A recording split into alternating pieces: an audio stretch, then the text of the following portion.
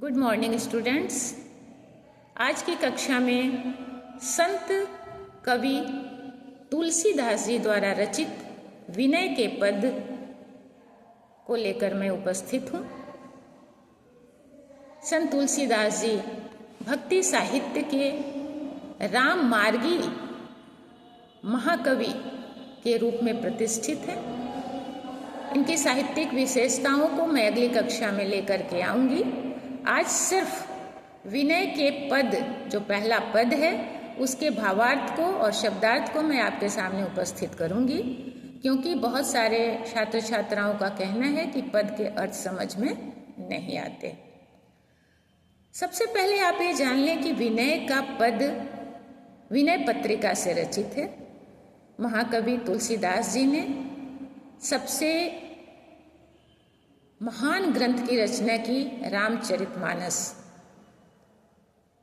और उसके साथ ही राम के जीवन से संबंधित उन्होंने विनय पत्रिका, कवितावली, गीतावली, हनुमान बाहुष्टक, हनुमान चालीसा आदि अनेक ग्रंथों की रचना की, काव्य ग्रंथों की रचना की, जिसकी भाषा अवधी, मुख्य भाषा इनकी अवधी थी, लेकिन विनय पत्रिका में इन्होंने ब्रज भाषा का प्रयोग किया है।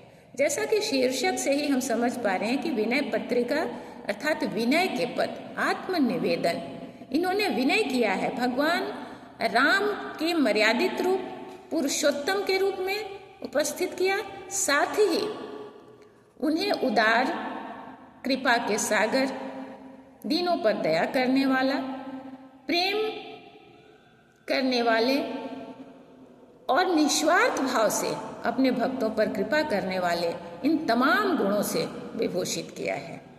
तो सबसे पहले पद में मैं पद के साथ साथ आपको अर्थ बताऊंगी। ये सामान्यतः आप जब अर्थ समझ लेंगे तो आईसीएसई बोर्ड में जिस तरह के प्रश्न उत्तर किए जाते हैं वो करने में आपको थोड़ी सुविधा हो जाएगी। ऐसे को उदार जग माही, बिनु सेवा जो द्रवै दीन पर, राम सरिस को नाही। राम सरिस को नाही, सरिस मीन्स जैसा, उपमा अलंकार है यहाँ। राम के जैसा कोई दूसरा नहीं है। कैसा? ऐसे को उदार जग माही, इस संसार में ऐसा उदार, उदार का अर्थ है जिसके हृदय में दया की भावना हो। तो ऐसा कोई उदार इस संसार में नहीं है। जग माही, इस संसार में कोई ऐसा उदार नहीं है। कैसा? राम सरिस को नहीं, राम के जैसा कोई दूसरा नहीं है। तो यहाँ पे राम की उदारता की चर्चा है कि राम का हृदय उदार था, विशाल था, जिसमें सभी समाहित हो जाते थे। फिर कहते हैं जो गति जोग विराग जतन करी, नहीं पावन मुनि ज्ञानी। अब यहाँ पर थोड़ी सी बात समझने को है, आप उसको रेखांकित करें कि जो गति जोग विराग, जैसे भक्ति काल में दो मार्ग चले थे, निर्गुण मार्ग और सगुण मार्ग। निर्गुण मार्ग में योग और वैराग्य की प्रधानता थी कि योग, ध्यान, वैराग्य से हम ईश्वर को प्राप्त कर सकते हैं। तो बड़े बड़े संतों ने, मुनियों ने, ज्ञानियों ने तप किया, वैराग्य प्राप्त किया, घर संसार छोड़कर वनों में तप किया, ध्यान किया, परंतु उन्होंने उस गति को प्राप्त नहीं किया। गति मीन्स मोक्ष। उस मोक्ष को प्राप्त नहीं किया, ईश्वर के दर्शन प्राप्त नहीं किए। जो गति गीध सवरी, कहते हैं जो गति जोग विराग जतन करी, नहीं पावन मुनि ज्ञानी, सो गति देत गीध सवरी का, प्रभु न बहुत जिय जानी। ईश्वर ने बिना सोचे, राम ने वह गति, वह मोक्ष गिद्ध और सौरी को दिया। ये गिद्ध कौन था? पक्षीराज जटायु, जिसने रावण से सीता की रक्षा के लिए, जब सीता अपहरण करके रावण जा रहा था, तो रावण का मार्ग रोकने के लिए जटायु ने संघर्ष किया, अंत में घायल होकर गिरा। और जब उस मार्ग से राम आए वनगमन में सीता को ढूंढते हुए, तब उन्होंने जटायु के प्राणों की रक्षा का प्रयास किया, परंतु उसने अंतिम सांस भगवान राम की गोद में लिया। ऐसी किस्मत, ऐसा भाग्य, जिसे साक्षात ईश्वर के दर्शन हुए और जीवन मृत्यु के बंधन से मुक्त होकर उसने मोक्ष को प्राप्त किया। सवरी जो भीलनी थी, भील जाति की थी, जिसने समाज में अपने आप को प्रतिष्ठित नहीं किया, क्योंकि लोग अछूत मानते थे, लेकिन सबर जाति की वह स्त्री भगवान राम की प्रतीक्षा की, वन में के लिए पुष्प बिछाए, बेर को चख कर रखती थी, मीठे बेर रखती थी। राम ने उसे दर्शन दिए और उसके जूठे बेर खा करके उसके प्रेम को आत्मसात किया, सबर जाति की स्त्री के प्रेम को आत्मसात किया। सामान्य मनुष्य भी ऐसा नहीं कर पाता कि मैं उसके जूठन को कैसे खाऊंगा। साक्षात ईश्वर ने सवरी को दर्शन दिए और उस दर्शन को पाकर सवरी बैकुंठ धाम को चली गई।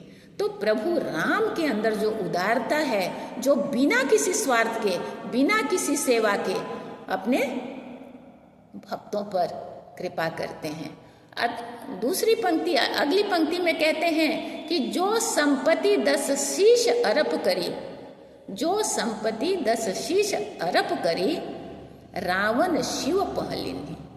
रावण के बारे में जाने, लंकापति रावण ज्ञानी भी था, भक्त भी था, भगवान शिव का सबसे बड़ा भक्त था वो। और उसने भगवान शंकर को अपने शीश काट करके चढ़ा दिए थे, 10 शीश। तब भगवान शिव ने प्रसन्नता पूर्वक उसकी भक्ति से प्रसन्न होकर उसे रावण, सोने की नगरी लंका का राज्य दिया। तुलसीदास जी कहते हैं कि रावण को लंका का राज्य पाने के लिए अपने 10 शीश अर्पित करने पड़े, तब शिव प्रसन्न हुए। लेकिन जब श्री राम ने विभीषण को लंका का राज्य दिया तो संकोच के साथ दिया कि मैं इतना तुच्छ उपहार दे रहा हूं, जबकि विभीषण ने राम के लिए कुछ किया नहीं। जो किया वो बहुत तर्क का विषय है, धर्मशास्त्र का विषय है, उसके लिए अभी आपके पास अवसर नहीं है। जैसे रावण को जब विभीषण ने कहा कि आप सीता को वापस कर दीजिए, अच्छी बात नहीं है, आप भगवान राम दयालु हैं, कृपालु हैं, आपको दया के साथ आपको क्षमा कर देंगे, आप सीता को वापस कर दीजिए। लेकिन रावण अहंकारवश विभीषण को लंका से निकाल दिया। प्रभु के शरण में गया विभीषण। प्रभु श्री राम के जो अनुचर थे, जो उनकी सेना में बंदर, भालू सब थे, उन्होंने कहा कि ये आया है शायद रावण का कुछ भेद लेने के लिए, इसे मार देना चाहिए। लेकिन श्री राम ने कहा कि नहीं, शरणागत बच्छल भगवाना, शरणागत की रक्षा करना हमारा कर्तव्य है, तो उसे प्रेम पूर्वक लेकर के आओ। उसको उसकी भक्ति से प्रसन्न होकर के भगवान राम ने उसे लंका का राज्य, समुद्र का जल लाया और उसका राज्य अभिषेक किया।